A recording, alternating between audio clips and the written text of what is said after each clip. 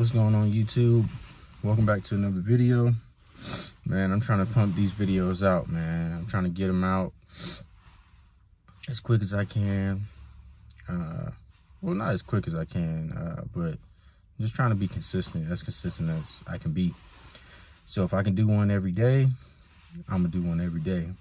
But as you can see by the title of the video, this video in particular is going to be talking about AIT, right? So I taught you how to join the Army the right way, talked a little bit about basic, and now I'm going into AIT.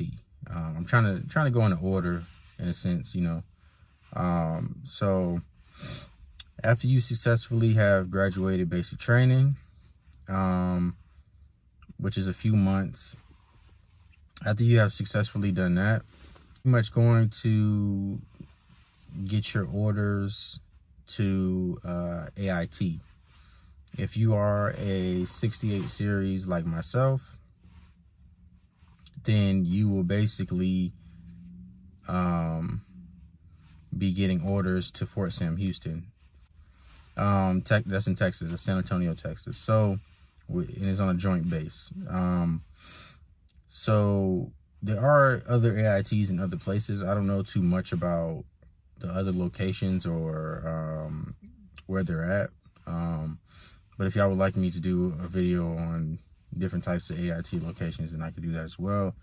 But I know Fort Sam Houston because that's the one I went to. Most medical MOSs will go there. And Fort Sam Houston is a huge base, really big base. You're gonna see all types of militaries there, like even from different countries and stuff like that. Like a lot of people come there to train. You'll be amazed at the types of people you'll see and get to talk to, you know, if you get that chance and stuff like that. So AIT, it can differ depending on what MOS you are exactly. Some MOSs are pretty lengthy. They can go up to about a year of AIT. Other MOSs like mine was only like 5 to 6 weeks. So the main thing is that the longer you're there, the more privileges you get. And I'll get into that in a second. So AIT as it stands today has drill sergeants, right? So they don't go to the same type of school as a regular drill sergeant that you see in basic, but they go to a more condensed version, and then they become AIT drill sergeants. So I want to say prior to maybe like 2-3 years prior to me getting there,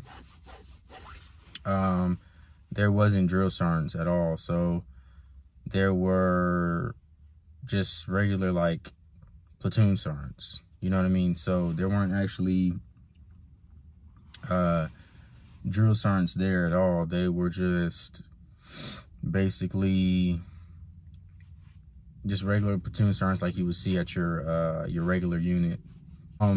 But so basically they go to that school, they become drill sergeants, and then that's what you see there today. But like I said, prior to that, they weren't there. So let's get down to business. So basically in AIT, as soon as you get there, you're going to basically report to your company. Your orders and everything are going to have what company you're assigned to and all that type of stuff. And you're going to go right there. Most of the time, you're going to report in your ASUs or your Army Green, your Army GSUs, or AGSUs, sorry. You're going to report in that, and you're going to have your duffel bags and all that stuff. Similar to basic, you're going to show up with a good amount of stuff. And as soon as you show up, basically, you're going to start doing a whole bunch of admin stuff. Soldier data sheets, all this type of stuff, all these rules and everything about AIT. You're going to start filling that out immediately.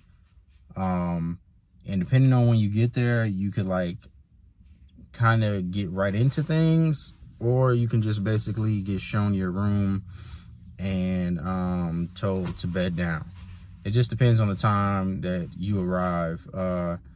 For me, when I was arriving, I got there pretty late. So I didn't have the opportunity to get right into things. So you're probably most likely do one or the other. Not sure which one you'll do, but you're definitely gonna do that admin paperwork. The following day, you're probably going to have a formation. You're probably going to have a formation. I repeat, you're probably going to have a formation. I'm saying this because, and I'm repeating it, and I'm putting emphasis on it because, quick story, I had no idea what a formation was in that sense. Like, I had no idea that it would be formations outside of basic. Like, I had no idea.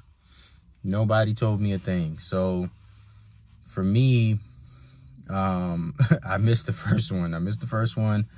And long story short, I ended up getting told to push. I'm doing push-ups in the rain with one of my battles, and yeah.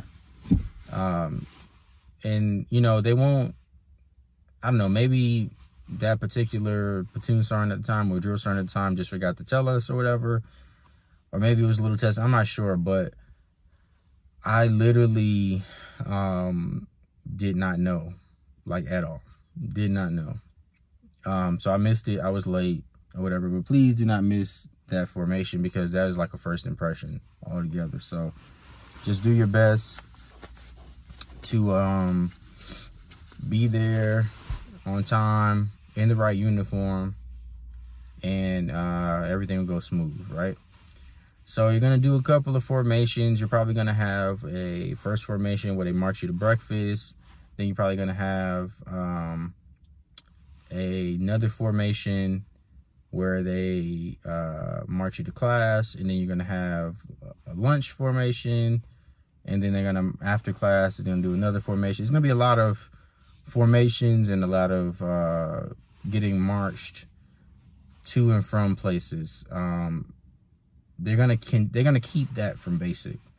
Everything else about it is pretty much free. Like, so you're gonna get into a point in AIT where you're going through the motions. You know, it's repetitive, right? And you're going to class, you're doing class work, and then, you know, you're ending your day, and then pretty much depending on when your class ends, you have your free time, right? They'll give you passes to go to the gym. They might even give you passes to go other places on posts. It just depends. I don't know how they're doing it per se right now, but I know there were passes when I was there. You get a little bit more freedom, like I said, depending on how long your AIT is for your MOS, right? So the longer you're there, it's something called phases, right? You'll start in a certain phase where you're getting like basic privileges, and then as you move up, you get more and more and more, and eventually you basically have all the privileges, and you can go off posts on the weekends, and you can see San Antonio, you can go do pretty much whatever as long as you're safe. Excuse me, my nose is running. As long as you're safe and you're smart about it, everything will go well for you, right? So I wouldn't advise you to try to go off posts if you're not in that phase to where you can. Just slow your roll, because you don't want to put yourself in a position to where you've made it this far and then you screw it up right before you get to your first duty station, right? So just basically do what they allow you to do, right? There's going to be fire guard shifts as well, so pay attention to that. There's a schedule usually posted somewhere in the company building, so go look for that. That's another quick little story I can give you. I had no idea that we would be doing that there, and I didn't bother to go look, and nobody told me.